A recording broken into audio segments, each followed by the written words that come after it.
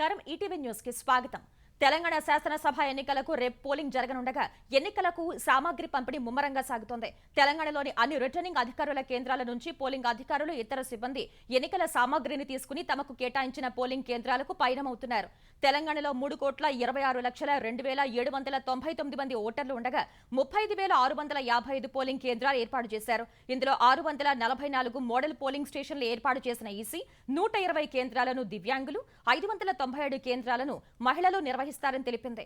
59,779 ballot యూనిట్లను వినియోగిస్తుండగా గరిష్టంగా LB Nagar లో 4 బ్యాలెట్ యూనిట్లు వాడనున్నారు.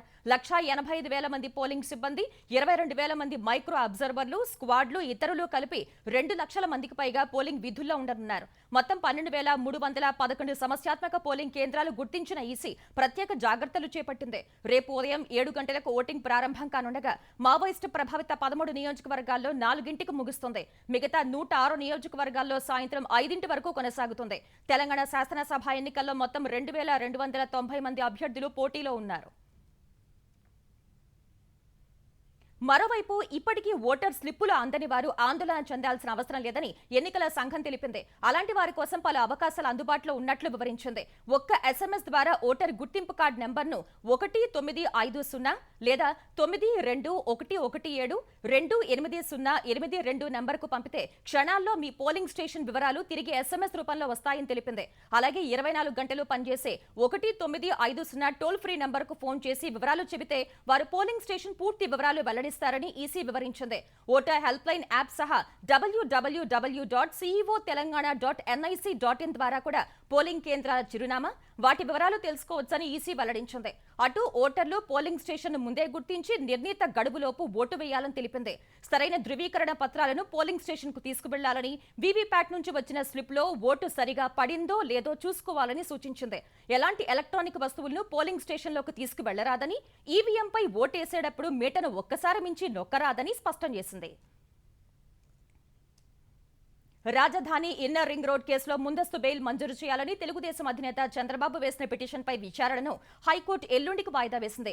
ఈ కేసులో చంద్రబాబు తరపున సీనియర్ న్యాయవాది నాగముత్తు ఇదివరకే వాదనలు వినిపించారు. ఇప్పుడు ప్రభుత్వ వాదనల కోసం కోర్టు తదుపరి విచారణను ఎల్లుండికి వాయిదా వేసింది. రాజధాని ఇన్నర్ రింగ్ రోడ్ అలైన్మెంట్ లో అవకతవకలు జరిగాయనే ఆరోపణలపై సిఐడి ఈ కేసు నమోదు చేసింది. వై ఏపీ నీడ్స్ జగన్ కార్యక్రమానికి సంబంధించి దాఖలైన పిటిషన్పై హైకోర్టు ఏపీ ప్రభుత్వ సలహాదారు సజ్జల రామకృష్ణారెడ్డి, ప్రధాన కార్యదర్శి కెఎస్ జవహర్ రెడ్డిలకు నోటీసులు జారీ చేసింది. పంచాయతీరాజ్, పురపాలక శాఖ, గ్రామ వార్డు సచివాలయ ఉన్నతాధికారులకు కూడా తాకీదులు ఇచ్చింది. ఈ మేరకు జర్నలిస్ట్ కట్టేపోగు వెంకయ్య వేసిన వ్యాజ్యంపై హైకోర్టులో ఇవాళ విచారణ జరిగింది. ఈ విచారణలో జగన్ అవసరం రాష్ట్ర ప్రభుత్వానికి ఏమిటి అనే కార్యక్రమాన్ని ప్రభుత్వ కార్యక్రమంగా మార్చడంపై పిటిషనర్ అభ్యంతరం తెలిపారు. ఈ కార్యక్రమంలో ప్రభుత్వ ఉద్యోగులు పాల్గొనటం, ప్రభుత్వ సొమ్ము వాడటంపై అభ్యంతరం వ్యక్తం చేశారు. ఇందులో ఉద్యోగులు పాల్గొనాలని ప్రభుత్వ సలహాదారు సజ్జల రామకృష్ణారెడ్డి ఉద్యోగులకు సూచనలు ఇచ్చారని పిటిషనర్ కోర్టుకు వివరించారు. ఈ వాదనలు విన్న కోర్టు ప్రతివాదులందరికీ నోటీసులు జారీ చేసింది. తదుపరి విచారణ 2 వారాలకు వాయిదా వేసింది. విశాఖ రుషికొండపై అక్రమ తవ్వకాలు, భవన నిర్మాణాలపై 5 సభ్యుల కమిటీ డిసెంబర్లో పరిశీలన చేస్తుందని కేంద్ర పర్యావరణ శాఖ ఆంధ్రప్రదేశ్ హైకోర్టుకు తెలిపింది. రుషికొండ అక్రమ తవ్వకాలపై హైకోర్టులో నేడు మరోసారి విచారణ జరిగింది. డిసెంబర్ తొలి వారంలో కేంద్ర పర్యావరణ శాఖ పంపిన బృందం రుషికొండను పరిశీలిస్తుందని కేంద్ర ప్రభుత్వం తరపు న్యాయవాది హైకోర్టుకు తెలిపారు. అక్కడి పరిస్థితుల్ని పూర్తి స్థాయిలో అధ్యయనం చేశాక నివేదికను సమర్పిస్తుందని చెప్పారు. ఈ వాదనలు విన్న హైకోర్టు తదుపరి విచారణను డిసెంబర్ 27కు వాయిదా వేసింది. తెలుగుదేశం ఎమ్మెల్యే వెలగపూడి రామకృష్ణబాబు, జనసేన కార్పొరేటర్ మూర్తి యాదవ్ హైకోర్టులో ఈ పిల్ దాఖలు చేశారు. సచివాలయంలో పనిచేస్తున్న అన్ని ప్రభుత్వ విభాగాలు తమ శాఖల్లో పనిచేస్తున్న ఉద్యోగుల వివరాలను అత్యవసరంగా ఇవ్వాలని ఆర్థిక శాఖ ఆదేశించింది. అధికారిక అవసరాల కోసమే వివరాలు అడుగుతున్నట్లు ఆర్థిక శాఖ ప్రత్యేక ప్రధాన కార్యదర్శి ఎస్ఎస్ రావత్ పేర్కొన్నారు. క్యాడర్ ఉద్యోగులు, నాన్ క్యాడర్ ఉద్యోగులు, gazetted, non gazetted, class 3, class 4, contract, out sourcing ఉద్యోగులు ఇలా అందరి వివరాలు తక్షణం ఇవ్వాలని ఆదేశించారు. ఈ మేరకు అన్ని ప్రభుత్వ శాఖల కార్యదర్శులకు అత్యవసర నోటు జారీ చేశారు. స్వచ్ఛత ఉద్యమ్ యోజన పథకం కింద స్వచ్ఛాంధ్ర కార్పొరేషన్ ద్వారా నిర్వహించే మురుగుశుద్ధి వాహనాలను ముఖ్యమంత్రి జగన్ జెండా ఊపి ప్రారంభించారు. తాడేపల్లి క్యాంప్ కార్యాలయం నుంచి ప్రారంభించిన వాహనాలను వివిధ మున్సిపాలిటీలు, కార్పొరేషన్లోని సఫాయి కర్మచారులకు పంపిణీ చేశారు. మొత్తం 100 మురుగుశుద్ధి యంత్రాలతో కూడిన వాహనాలను పంపిణీ చేశారు. ఆంధ్రప్రదేశ్లో మరో 3 నెలల్లో తెలుగుదేశం జనసేన ప్రభుత్వం ఏర్పాటు కావటం తథ్యమని తెలుగుదేశం జాతీయ ప్రధాన కార్యదర్శి నారా లోకేష్ ధీమా వ్యక్తం చేశారు. జగన్ మాటలు విని తెలుగుదేశం నేతల్ని కార్యకర్తల్ని బాధపెట్టిన ఏ ఒక్క అధికారిని వదిలిపెట్టబోమని హెచ్చరించారు. కోనసీమ జిల్లాలో యువగళం పాదయాత్రను లోకేష్ కొనసాగిస్తున్నారు. ఇవాళ ముమ్మిడివరం విమెన్స్ డిగ్రీ కళాశాల నుంచి పాదయాత్ర కొనసాగించిన ఆయన స్థానిక తెలుగుదేశం పార్టీ కార్యాలయాన్ని ప్రారంభించారు. కొండమ్మ చింత సెంటర్లో డ్వాక్రా మహిళలతో సమావేశమయ్యారు. ముమ్మిడివరంలో నిర్వహించిన సభలో పాల్గొన్న లోకేష్ ఉపాధ్యాయుల్ని ఇబ్బంది పెడుతూ మెమోలిస్తున్నారని, ప్రభుత్వ తీరును తప్పుపట్టారు. 3 నెలలు ఓపిక పట్టాలని ఉపాధ్యాయుల్ని కోరారు. ఆంధ్రప్రదేశ్లో నిత్యం దళితులపై దాడులు జరుగుతున్నా సీఎం జగన్ మౌనంగా ఉంటున్నారని తెలుగుదేశం నేతలు మండిపడ్డారు. ఉమ్మడి గుంటూరు జిల్లాలో తెలుగుదేశం ఎస్సీ విభాగం ఆధ్వర్యంలో దళిత శంఖారావం జరిగింది. ఏపీలో దళితులకు రావాల్సిన సంక్షేమ పథకాలను వైకాపా ప్రభుత్వం రద్దు చేసిందని తెలుగుదేశం నేత నక్కా ఆనంద్ బాబు ఆరోపించారు. దళితులపై దాడుల్ని వైకాపా నేతలు తమ జన్మ హక్కుగా భావిస్తున్నారని మండిపడ్డారు. రాష్ట్రంలో రోజుకొక చోట అత్యాచారం, హత్య, శిరోముండనం, మూత్రం పోయటం లాంటి ఘటనలు జరుగుతున్నా సీఎం జగన్ మాత్రం స్పందించడం లేదని ఆనంద్ బాబు దుయ్యబట్టారు. ఉత్తరాఖండ్లోని సొరంగం నుంచి 41 మంది కార్మికులు క్షేమంగా బయటపడగా వారి కుటుంబ సభ్యుల్లో హర్షాతిరేకాలు వ్యక్తమయ్యాయి.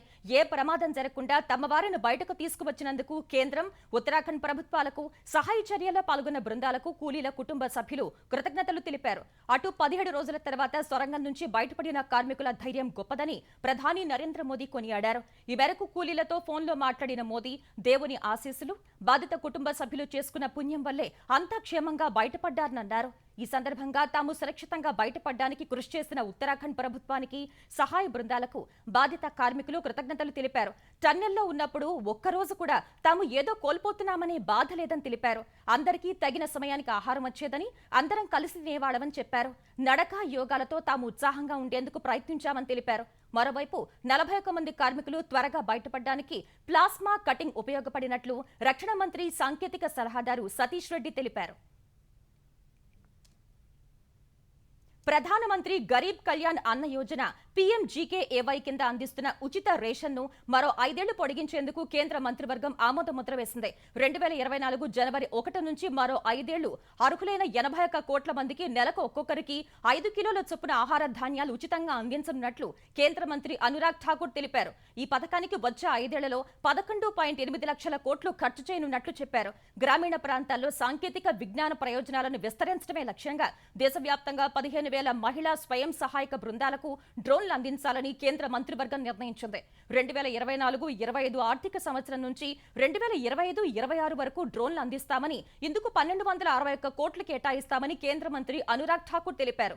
ఈ డ్రోన్లను స్వయం సహాయక బృందాలు రైతులకు అద్దెకిచ్చి వ్యవసాయపరంగా సేవలు అందిస్తాయని తెలిపారు. ఫలితంగా ఒక్కో బృందం ఏటా ₹1,00,000 వరకు ఆదాయం పొందే అవకాశం ఉందన్నారు. కేంద్ర రాష్ట్రాల మధ్య పన్ను రాబడిని పంచుకోవడంపై నిర్ణయం తీసుకునే 16వ ఆర్థిక సంఘం విధి విధానాలకు కేబినెట్ ఆమోదం తెలిపింది.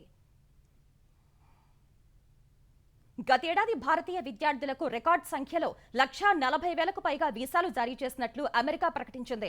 ఇరు దేశాల ప్రజల మధ్య సంబంధాలను ప్రోత్సహించే లక్ష్యంతో బైడెన్ ప్రభుత్వం ఈ నిర్ణయం తీసుకున్నట్లు అమెరికా వీసా సేవల సహాయ మంత్రి జూలీ స్టఫ్ట్ తెలిపారు. వీసా అపాయింట్మెంట్ వెయిటింగ్ సమయం కొంత ఎక్కువగా ఉన్నప్పటికీ దాన్ని తగ్గించేందుకు చర్యలు తీసుకుంటున్నట్లు చెప్పారు. తరగతుల ప్రారంభానికి ముందే భారతీయ విద్యార్థుల ఇంటర్వ్యూల కోసం భారత్లోని అమెరికా మిషన్ వారంలో 6 నుంచి 7 రోజులు పనిచేస్తున్నట్లు జూలీ స్టఫ్ట్ వెల్లడించారు. భారత క్రికెట్ జట్టు కోచ్గా రాహుల్ ద్రవిడ్ పదవీ కాలాన్ని పొడిగిస్తూ భారత క్రికెట్ నియంత్రణ మండలి BCCI నిర్ణయం తీసుకుంది. రాహుల్ ద్రవిడ్ శిక్షణలో భారత జట్టు వన్డే ప్రపంచ కప్ ఫైనల్ కు చేరటం సహా గత 2 ఏళ్లలో మంచి ఫలితాలను రాబట్టిందనే అభిప్రాయానికి వచ్చిన BCCI ఈ మేరకు పదవీ కాలాన్ని పొడిగించింది. ద్రవిడ్ సహా batting coach Vikram Rathore, bowling coach Paras Mhambrey, fielding coach Dilip ల పదవీ కాలాన్ని కూడా పొడిగిస్తున్నట్లు BCCI తెలిపింది. ద్రవిడ్ ను కొనసాగించాలన్న నిర్ణయానికి captain Rohit Sharma, chief selector Ajit Agarkar తమ మద్దతు తెలిపారు.